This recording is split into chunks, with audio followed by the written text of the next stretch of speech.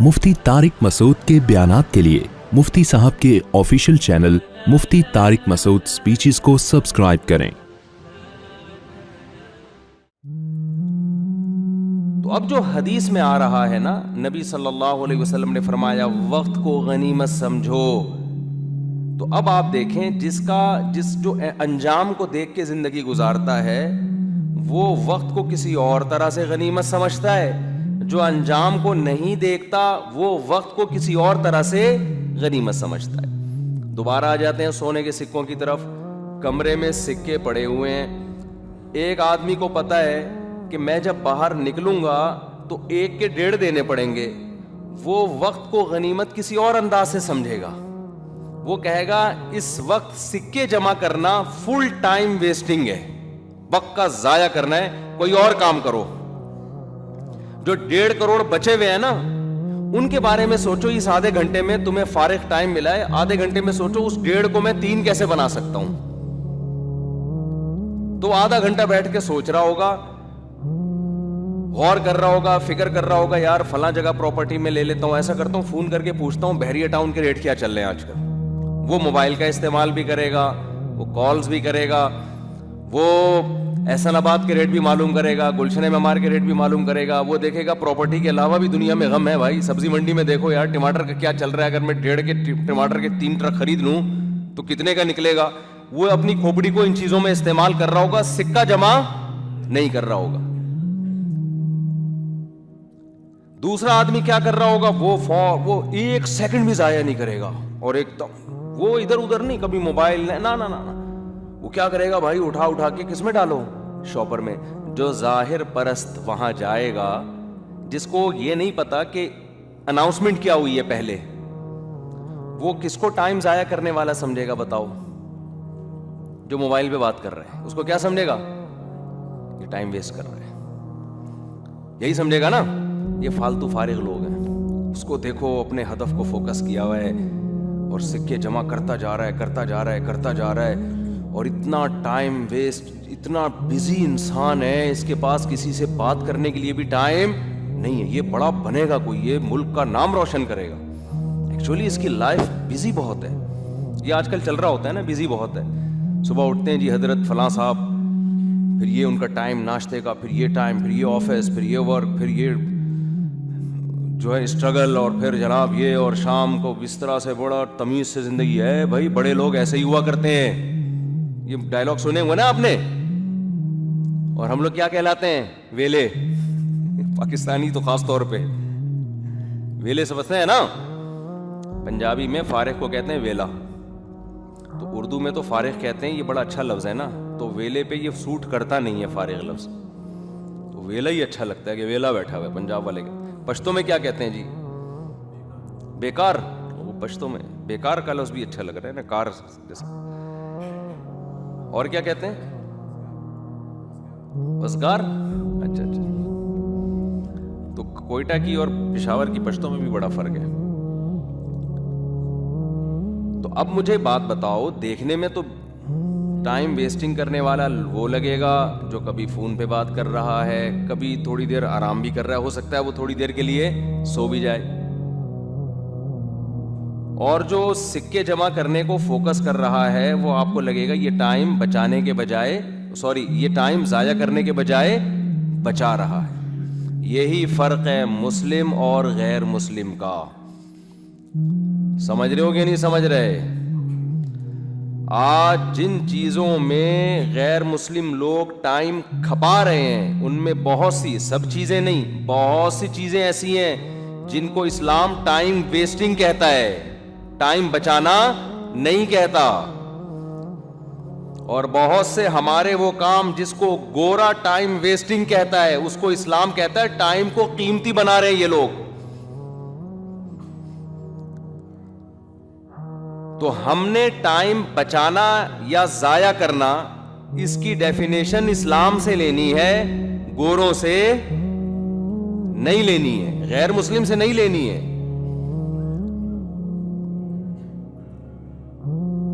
میرے پاس ایسے کیسز آتے ہیں نا کہ ایک صاحب ہیں، ملک کے لیے بڑی محنت کر رہے ہیں، جو صبح اتنے بجے اٹھتے ہیں، پھر جاگنگ کرتے ہیں، پھر ناشتہ کر کے پھر وہ ہارڈ ورکنگ اور بڑا سائنٹسٹ بن رہا ہے وہ, پھر یوں اور پھر فلانا اور پھر یوں, اور ایسے کر آ کے نا اتنا بڑا عظیم انسان بننے والا ہے وہ, کوئی ایٹمی ایک اور ایٹمی دھماکہ کرے گا وہ.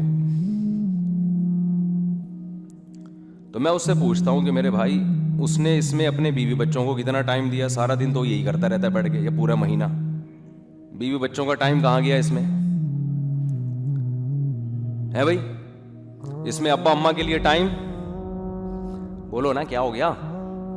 ابا کو کب ٹائم دیتا ہے, اماں کو کب دیتا ہے؟ پورے مہینے اسی میں لگا رہتا ہے. بہن بھائیوں کے لیے کوئی وقت نکالتا ہے کہ نہیں نکالتا؟ اللہ میاں کا ٹائم کہاں گیا جو فجر کی نماز, ظہر کی نماز, عصر کی نماز, مغرب کی نماز, عشاء کی نماز. تو پتہ ہی ہمارے لبرل لوگ کہتے ہیں یہ دقیانوسی والی باتیں مولویوں کی, اسی وجہ سے ہم لوگ ترقی نہیں کر رہے. گو رہے نے محنت, ہدف, حالانکہ اتنا ہے نہیں جتنا ہم بنا کے پیش کرتے ہیں. وہ چند لوگ وہاں بھی چند لوگ ہوتے ہیں جو بالکل وقفات, ورنہ ان لوگوں کے ہاں آوارہ گردی ہم سے بھی زیادہ ہے. اگر وہ سارے پڑھے لکھے ہوتے تو ہمارے ڈاکٹر, ہمارے سائنٹسٹ وہاں جا کے تھوڑی جاب کر رہے ہوتے. ان کے بعد وہ بندہ ہی نہیں ہے. میٹرک تک گن پوائنٹ پہ پڑھا دیتے ہیں وہ لوگ, اس کے بعد چند لوگ ہی نکلتے ہیں آگے. لیکن فرض کر لو محنت محنت محنت محنت محنت,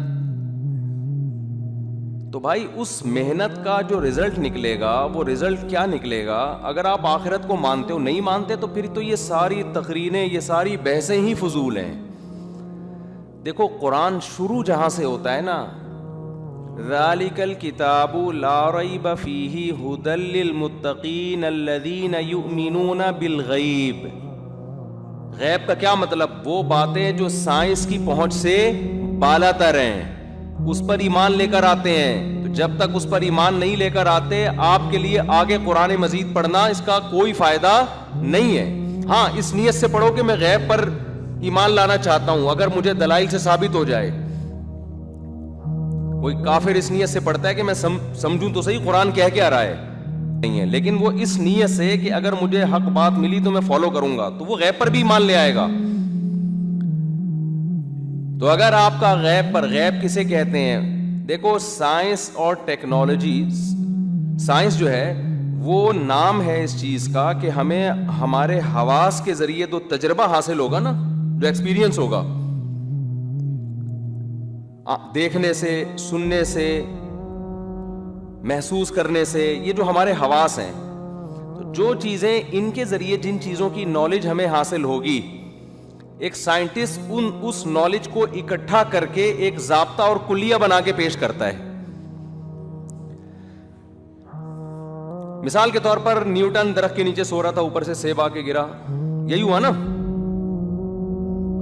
بھائی, یہی ہے نا. اوپر سے سیب گرا تھا تو اس نے کہا گریوٹی, بھائی زمین میں کیا ہے کچھ. اب سائنسدان چونکہ کھوپڑی استعمال کرتا ہے, تو کھوپڑی استعمال کرنے کا فائدہ یہ ہوا کہ اگر ایک عام آدمی بیٹھا ہوتا یا لیٹا ہوتا اور سیب آ کے گرتا تو اس کا سر چکرانے کے علاوہ کچھ بھی حاصل نہیں ہوتا. وہ سیب کھا لیتا, میرے بیان سنے ہوتے تو چھیل کے کھاتا, ڈاکٹروں کے مشورے پر عمل کرتا تو بغیر چھیلے کھاتا, کیونکہ اس میں وٹامن زیادہ ہوتے ہیں چھلکے میں, ڈاکٹر کہتے ہیں. میں ڈاکٹروں سے کہتا ہوں چھلکے میں وٹامن زیادہ تو ہوتے ہیں, لیکن وہ ہضم کرنا مشکل کام ہے.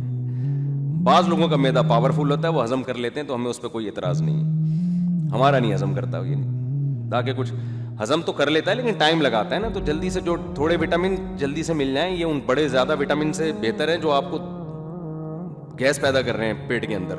اس سے دوسرے کو بھی وٹامن ملنا شروع ہو جاتے ہیں پھر, سمجھ رہے ہیں. ایسی چیز کھاؤ نا جو آرام سے ہضم ہو جائے. تو خیر, اب نیوٹن کی کھوپڑی تھی نا, صحیح کام کرتی تھی, تو نیوٹن نے کیا کیا, اپنے حواس کے ذریعے, حواس استعمال ہوئے نا اس کے, اوپر سے جب سیب آ کے گرا, آنکھوں سے دیکھا, اگر کھوپڑی پہ لگا تو کھوپڑی سے محسوس کیا اس نے, اگر نہیں لگا سائڈ پہ گر گیا تو آنکھوں سے دیکھا تو نا. تو تجربے سے اس کو ایک نالج ہوئی. پھر اس نے اور بھی تجربے کیے کہ ہر چیز اوپر سے جب آتی ہے تو نیچے ہی آتی ہے, تو اس سے ایک ضابطہ اور کلیہ نکالا اس نے. کلیہ کیا نکالا؟ کلیہ یہ نکالا، ضابطہ یہ نکالا، قانون یہ نکالا کہ بھئی یہ زمین ہی کی طرف آ رہی ہے تو زمین کا ایک ماس ہے نا، زمین میں کثافت ہے، کمیت ہے، تو جس چیز میں بھی کمیت زیادہ ہو، کثافت زیادہ ہو، اس میں کھینچنے کی پاور اتنی ہی زیادہ ہوگی. تو چاند پہ جا کے سائنسدانوں نے دیکھا کہ ہمارا وزن 10 گنا کم ہو رہا ہے، تو اسی ضابطے سے انہوں نے یہ اصول نکالا کہ چاند زمین سے 10 گنا چھوٹا ہے. تو ایک لا نکال دیا نا اس نے. لیکن اس لا کو جو اخذ کیا گیا یہ مشاہدے کی بیس پہ کیا گیا، اس سے آگے نہیں سائنسدان جا سکتے. اب آپ مجھے بتاؤ کہ انسان کا مشاہدہ، انسان کی سماعت اور یہ تمام چیزیں لامحدود ہیں یا محدود ہیں؟ بولو نا، زور سے بولا کریں آپ لوگ. بچوں کو ٹیوشن نہیں مائیں پڑھا رہی ہوتی یا قاری صاحب جو پڑھا رہے ہوتے ہیں وہ تو حلق سے نکلوا کے لاتے ہیں، تو میں تو حلق سے بھی نہیں نکلوا رہا، میں تو کہہ رہا ہوں بس ہلکا سا رسپانس دے دیا کریں آپ لوگ. تو جو تجربہ سائنسدان کرتے ہیں وہ بھی تو انسان ہی ہوتے ہیں نا. یہ ابھی تو جنات میں تو میرا خیال ہے ابھی تک میں نے کوئی سائنسدان دیکھا نہیں ہے.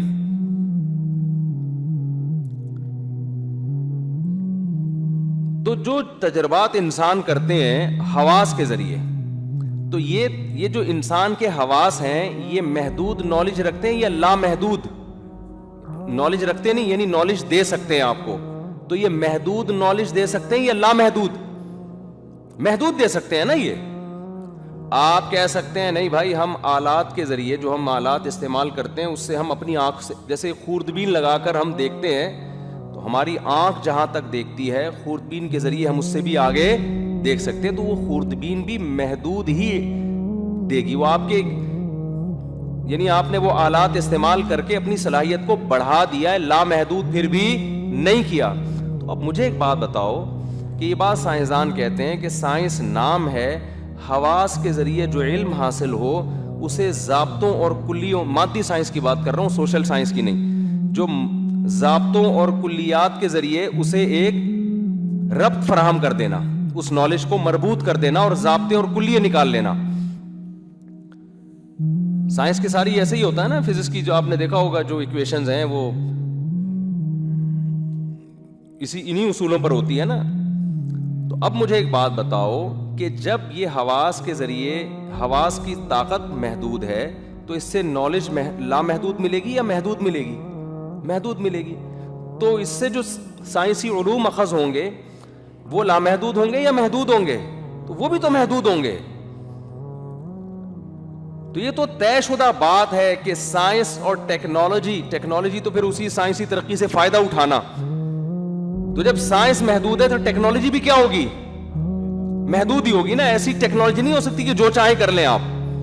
ہم اصل میں یہ دیکھ رہے ہوتے ہیں آج کی ٹیکنالوجی کو پچھلے 100 سال سے کمپیئر کر رہے ہوتے ہیں کہ ابے پہلے تو یہ بھی نہیں تھا اب یہ بھی آ گیا، پہلے تو یہ بھی نہیں تھا اب یہ بھی ہو گیا، پہلے تو یہ بھی نہیں تھا اب یہ بھی ہو گیا.